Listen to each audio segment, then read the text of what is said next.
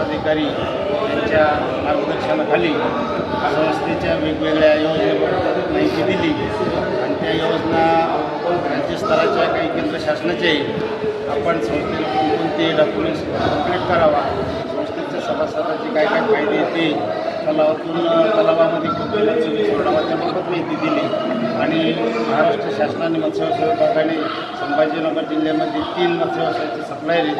एक जायकवाडी आहे, एक प्रवार संगम आहे आणि खेळणा आहे.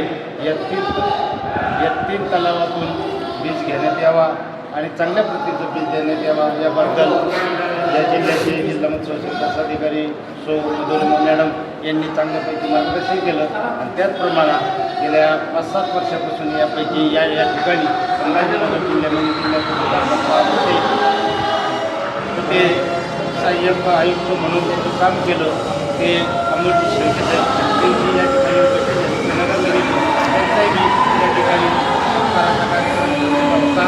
तो सर्व त्यांना जिल्ह्याच्या वतीनं एक कार्यक्रम असा म्हणून सन्मानपत्र आणि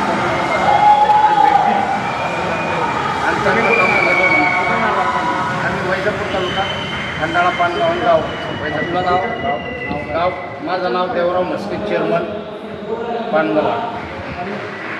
तात्याबा उगले, वैजापूर तालुका मत्स्य व्यवसाय सहकारी संस्थेचा व्हाईस चेअरमन. आज या ठिकाणी मत्स्य व्यवसायाचे उत्पन्न कसे वाढवावे म्हणून या ठिकाणी मत्स्य व्यवसायात सहाय्यक आयुक्त मधुरिमा मॅडम यांनी मीटिंग लावलेली होती. त्या मीटिंगमध्ये त्यांनी मत्स्य व्यवसायाचे उत्पन्न वाढावे आणि मत्स्य व्यवसायासाठी जे काय साहित्य हे ते खरेदी करण्यासाठी जाळे वगैरे ते लागतील त्याबद्दलची सर्व माहिती त्यांनी दिली मीटिंगमध्ये. आणि मीटिंग